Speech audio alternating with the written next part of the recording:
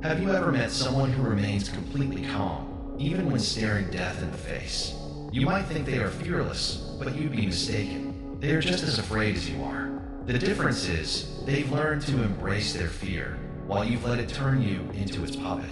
The idea of a fearless man is a lie, a comfortable myth. Everyone experiences fear, but some people have learned to consume it, to use it as fuel. Meanwhile, it leaves you paralyzed, your voice stolen, your mind a blank slate. You are alive, but are you truly living? The reality is 90% of people will die with their greatest dreams buried inside them, all because a single, strange thing became the master of their lives: fear. It's this very emotion that robs you of your plans, your confidence, and ultimately, your identity. This isn't just about a one-time encounter with a difficult situation. It's about the constant, low-level dread that stops you from taking risks. It's the fear of failure that keeps you from starting a new business, the fear of rejection that prevents you from speaking to someone new, and the fear of judgment that makes you hide your true self. This emotional prison you built for yourself is the real battleground. The people you admire aren't superhuman. They have simply recognized this internal war and committed to fighting it every day. They have chosen to face their fears head-on rather than letting them dictate their lives. There is a beast within you, but you have caged it. There is only one way to escape danger, and that is to become the danger. When you walk into a room, people should feel a flicker of respect, a sense of your presence. This isn't about arrogance, it's about inner strength. In any confrontation, a presentation, a difficult conversation, an interview, you will only truly win when the danger inside you is alive. When you feel fear creeping in, take a deep breath. Your body is lying to you. This is not a life or death situation in the wilderness, yet your mind defaults to a survival mode that turns you into an emotional machine. Take a deep, controlled breath, in and out. Reclaim your control. Life isn't a war zone. It's a chessboard. Intelligence must always prevail over emotions. Emotions are not your compass. They are your captor. They are the pirates that steal your ship and steer it off course. Your body's physiological response to fear, a racing heart, shallow breaths, tunnel vision, is a biological holdover from a time when your survival depended on it. But in a modern context, this same response cripples you. Instead of reacting instinctively to every perceived threat, you must train your mind to stay calm and analytical. This requires practice. When you feel fear, don't run from it. Acknowledge it, breathe through it, and then make a deliberate, strategic move. By mastering your own biology, you gain an immense advantage. You are no longer a passenger on a runaway train of emotion. You are the conductor, deciding where and how you will move. Fear paralyzes you. Sadness drowns you. Anger makes you destroy everything, including yourself. You chase these emotions as if they were gods, but they are nothing more than a cage. Strategy doesn't come from the heart, it comes from the mind. Write down the facts, weigh the pros and cons, and make a logical decision. When the world is chaotic and loud, be the one who stands silent. When everyone is running, be the one who stands still. True power is non-reaction. When someone tries to provoke you, you don't even flinch. When they threaten you, you simply watch them, maybe even with a quiet smile. Your silence is your greatest weapon. When you operate on your own terms, you are a master of pressure, not a slave to the system. You become the system yourself. You are not a pawn in someone else's game. You are the grandmaster.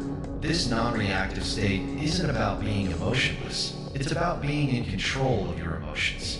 It's about recognizing that every time you react with anger or frustration, you're giving your power away.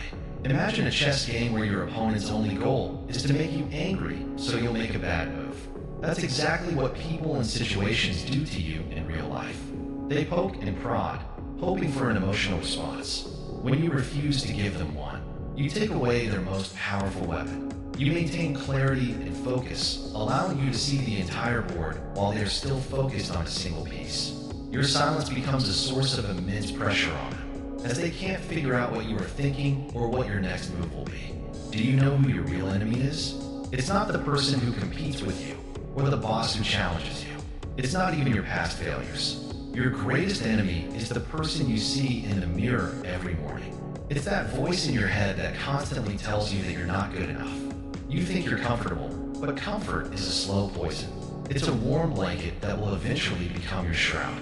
You will never truly live until you confront the person who has been holding you back all along. The world may seem unfair, but the most unfair thing is the voice in your head. It whispers, you can't do it. You'll fail. What will people think? Shut that voice down. Your mind is a battlefield, and a bullet is fired every second. If you don't fight like a soldier in this war, you will end up as a casualty. That internal monologue of doubt, negativity, and self-sabotage is more destructive than any external force. It's the voice that tells you to hit the snooze button, to procrastinate on your goals, and to avoid difficult conversations. It thrives on your fear and your desire for comfort. Your comfort zone is not a safe space. It is a stagnant trap. Every day you stay in it, you are slowly dying. To truly live, you must willingly step into the discomfort. You must challenge that inner voice, not by arguing with it, but by proving it wrong through action. The greatest victory you will ever achieve is not against a competitor or a circumstance, but against the self-doubting coward that lives inside your own mind. True strength isn't something you show, it's something you radiate. The ones who shout the loudest are often the weakest. The truly powerful are silent but burn with the intensity of a volcano. They build empires with their hands, and sometimes a single silent stare is more terrifying than an explosion. You don't need to prove anything to the world, but you must prove to yourself that you are in control. Every single day, you make a decision. Will you be a slave to fear, or will you become a monster? There is nothing wrong with being a monster. The real tragedy is not knowing that one lives within you. It is time to awaken it and unleash its power upon the world. The fear you feel is good. It's a sign that you are alive. But if you fail to handle it, you are already dead. This concept of the monster isn't about becoming evil or destructive.